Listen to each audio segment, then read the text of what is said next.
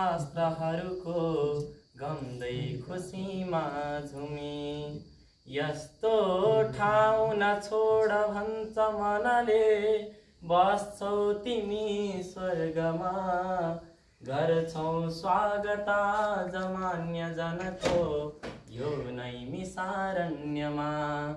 गर्छौ स्वागत आज मान्य जनको, यो नैमिषारण्यमा।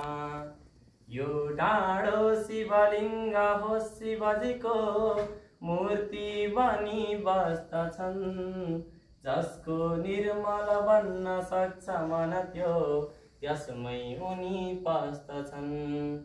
त्यसका लागि खुराक नित्य सहजै मिल्नेछ सत्सङ्गमा।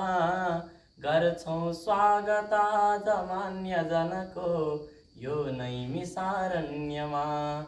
गर्छौ स्वागत आज मान्य जनको, यो नैमिषारण्यमा।